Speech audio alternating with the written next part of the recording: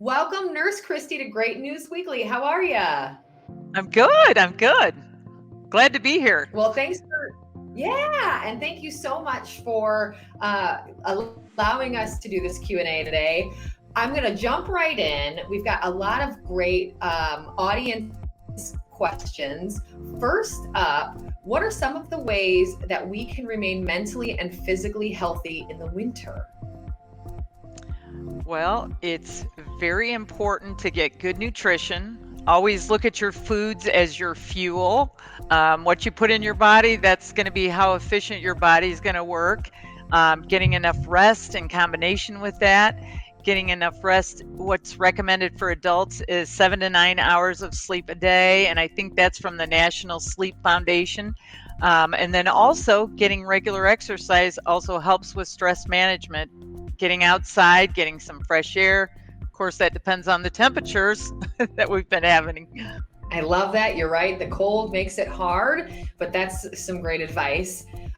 Next up, we've got what are some ways people can curb any anxieties or mental health issues that the pandemic has created? One thing I thought of right away was stop watching the news. But seriously, getting out, getting regular walking, great way to boost your mood. It helps getting better sleep. It helps always with reducing stress, getting regular sleep, staying on that regular sleep schedule. Go to bed at the same time every night. We can also do some deep breathing exercises daily with your favorite music where you would sit quietly, have your soft music playing. Another one fun was doing a random act of kindness for someone.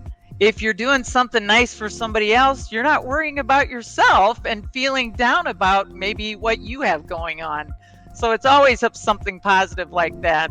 But let your doctor know if you're really concerned and that hasn't gotten better. Maybe seek out counseling. Let your family know so that they're aware. That's fantastic. And I am not a nurse, but I would also say a great news site like us might be a great alternative to the negativity, right? Perfect. It's a win-win. Next up, someone asked, I'm wanting to learn more about caffeine intake in accordance with health and sleep. Should I not be drinking caffeine throughout the day, or is there any alternative I can drink to give me some more energy, specifically in the morning? That's a good one. I would stick with coffee. I don't like to worry about what kind of supplements. I don't recommend different supplements. That's something you might want to ask your doctor, but 1 to 2 cups of coffee is recommended as far as the limit from the American Heart Association. And it can range from 40 to 60 milligrams of caffeine for 1 cup, depending on how big your cup is. It's kind of like when you say you can have 1 glass of wine a day. How big of a glass are you using? And if it's a French press, that is not a filtered coffee, so that can actually increase your LDL. So just so you know, use those coffee filters. Okay. Oh, interesting. I did not know that. I am a fan of French press, so that's fantastic to know. Thank you. Check your cholesterol. Next up. I know, right? I just had a pan on. Healthy as a bee. I don't, Good. All right. So this says, hey, nurse, I'd like to know what is COVID-19 at the most basic level and how does it relate to the common cold? Also, what are the most common lingering effects that we are seeing after? Well, COVID-19 is a mild virus that actually came from China, and it is transmitted by respiratory droplets, which can end up on a desk, can be on a door handle. That's why we try to continually encourage people to wipe down those sites, continue to clean as you go. It's got quite a few symptoms, and I think they've even added different symptoms: fever, cough, shortness of breath, loss of taste and smell is probably one of the big ones that has come out more recently than not, but can progress to pneumonia and even respiratory failure, body ache, chills, headache. There's so many symptoms that are now listed that it is confusing to say, well, what is this? What do I have? Or people get very nervous and they say, oh my gosh, do I have the virus? So knowing, is this a cold? Is it the flu? Is it the virus?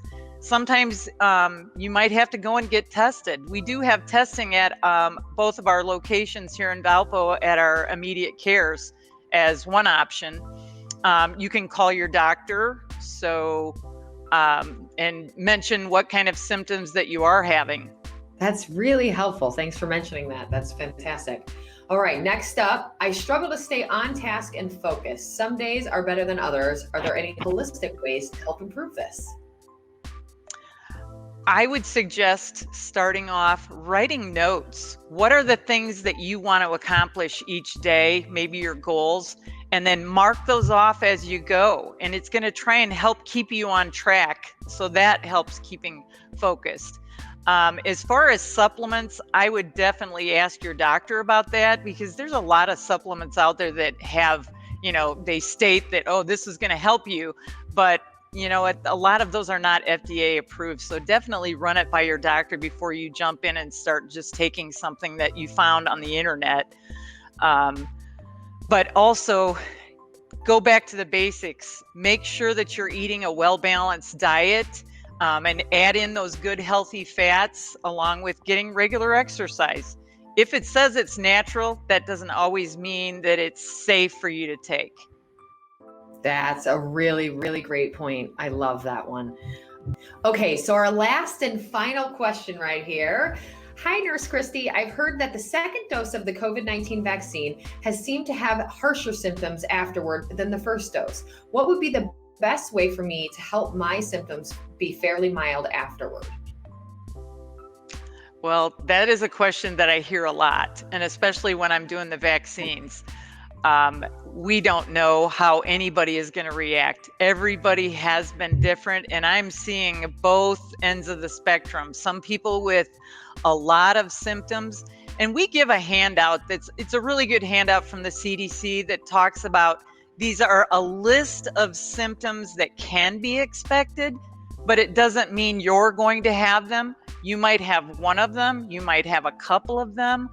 Unfortunately, we just don't know how each person is going to react. So it does say in there that Tylenol is allowed to take afterwards if you do experience symptoms such as fever, chills.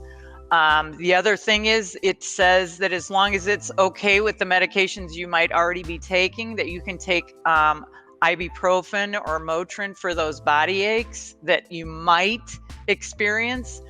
But it's just, you don't want to take anything beforehand, because it's not even been researched as far as if we take something beforehand, is that going to have an effect on how well the vaccine is going to work for us.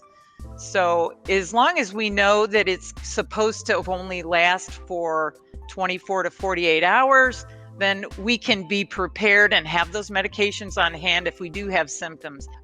Just so you know, we do observe everybody that comes in after their first vaccine and their second vaccine for 15 minutes to make sure that there's not any kind of symptoms that we would be concerned about. We also have a hotline for COVID. If somebody has some symptoms that they're already home and they're thinking, boy, I don't remember if they said anything about that, we have a COVID hotline, and it is taken care of by a nurse. So if you have some symptoms that you are concerned about, feel free to use that COVID hotline also. That's fantastic input, and I agree. I've heard of people even having symptoms or no symptoms. So yeah, it's definitely a little bit of a toss-up right now. So I appreciate the input a ton. Well, those are our questions. Of course, we hope to have you back more in the future to answer questions that our entire audience has. And we really appreciate you, Nurse Christy, the Valparaiso YMCA, as well as Community Healthcare System, for joining us today and for helping us get a little bit more educated on all of those healthcare questions that maybe we don't want to ask our doctor, or we haven't been in to ask them. So thank you so much. And hopefully we'll have you back soon.